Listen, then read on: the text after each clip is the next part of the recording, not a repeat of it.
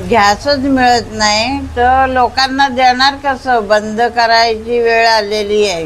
नेरळ माथेरानच्या पायथ्याशी असलेलं हे पर्यटनाचं महत्त्वाचं शहर आज मोठ्या संकटाच्या उंबरठ्यावर उभं आहे. कारण गेल्या 10 दिवसांपासून गॅसचा पुरवठा खंडित झाल्यामुळे इथल्या हॉटेल व्यवसायाची चूल अक्षरशः विझण्याच्या मार्गावर आहे. अहो, आम्ही तर कोळशाच्या भट्टीवर करतोय आणि आमचं एक तर लक्ष्मी वडापाव बंद करायला लागलंय. तिथे गॅसच नाही आहे, कसली सोय नाही आहे. आणि मिळाला गॅस तरी पण तो दुप्पट किमतीने घ्यावा लागतोय. किती हाल चाललेत आमचे. काही हॉटेल्स बंद पडली आहेत तर काही ठिकाणी चूल, कोळसा आणि इलेक्ट्रिक शेगडीवर कसाबसा व्यवसाय सुरू आहे. पण ही परिस्थिती तात्पुरती नसून दिवसेंदिवस गंभीर होत चालली आहे. 1600 ते 1700 रुपयांची गॅस टाकी थेट 3600 ते 4000 रुपयापर्यंत पोहोचल्याने दरात अभूतपूर्व वाढ झाली आहे. पहिले सिलेंडरची किंमत 1700 रुपये 1730 रुपये होती. आता सिलेंडर प्रॉब्लेम झाल्यामुळे काही किंमत घेतात.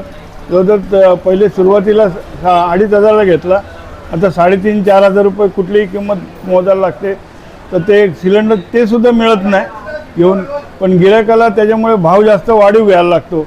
तर ते गिऱ्हाईकाला सुद्धा परवडलं पण पाहिजे.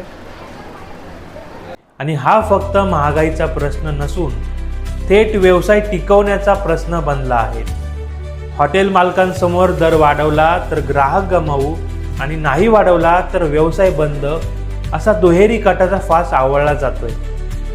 नेरळ हे माथेरानसाठी प्रवेशद्वार असल्यामुळे हजारो पर्यटकांवर याचा थेट परिणाम होणार असून पर्यटन साखळीही धोक्यात येण्याची शक्यता आहे. मात्र एवढं मोठं संकट उभं असतानाही सरकारकडून ठोस पावलं उचलली जात नसल्याने तीव्र नाराजी व्यक्त केली जात आहे. नेरळमधील ही चूल वाचवण्यासाठी सरकार वेळेवर जाग होणार का, की हे संकट अजूनही गंभीर होणार याकडे लक्ष लागलं आहे. आमच्याकडे सुरुवातीला आता 10-1 दिवसापूर्वीची अशी अवस्था होती का आम्हाला गॅस वगैरे येण्याची शाश्वती होती, पण आम्ही काही ते गांभीर्याने घेतलं नाही. पण आम्ही त्या टायमाला कोणी गरजू वगैरे होते तर त्या लोकांना गॅस वगैरे पुरवले. आमच्याकडून जे काही थोडाफार साठा होता तर आम्हाला काय रोज एक गॅस मिळणार होता. पण सध्याच्या घडीला त्यांनी हात वर केलेत किंवा त्यांचे रेटही वाढलेत.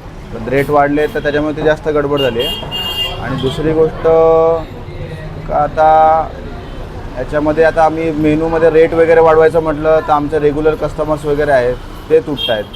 आता त्याच्या संदर्भात आम्ही आता पर्यायी शोधतो आहे का आम्ही काय करू शकतो. एकतर आता इलेक्ट्रिकवर डिपेंड राहून चालणार नाही सध्याच्या घडीला. तर आमचा असा विचार चालला आहे का आम्ही बाबा कोळसा किंवा लाकडं अशावर चालणारे भट्ट्या वगैरे आता काही आणू शकतो का, त्याच्यावर डिस्कशन चाललं आहे आमचं. किंवा आता त्याच्यावर प्रयत्नच करतो आहे आम्ही हॉटेलमधला किराणा वगैरे फुल भरून ठेवू शकतो का. गॅससाठी तर प्रयत्न करणं आम्ही सोडूनच दिलेलं आहे. आता हा पर्यायी मार्ग म्हणजे आम्ही काय शोधू शकतो त्याच्यावर आमचे प्रयत्न चाललेले आहेत.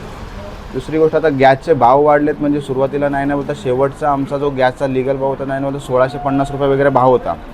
पण आत्ताच्या घडीला म्हणजे एक 3200-3300 रुपये भाव चाललेला आहे. आणि त्या भावातसुद्धा लोक टाक्या म्हणजे भेटणं मुश्किल झालेलं आहे. अशी काही परिस्थिती आहे. आता ह्याच्यातून हॉटेल व्यवसाय चालवायचा म्हणजे थोडंसं कठीण आहे.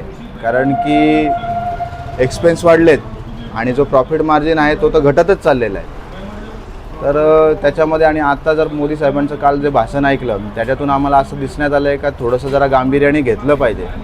त्याच्यामुळे आता हे जास्त गांभीर्याने आम्ही घेणार आहे. तर त्याच्यासाठी आम्ही प्रयत्न करतो का काय काय करू शकतो वगैरे म्हणून बघू आता.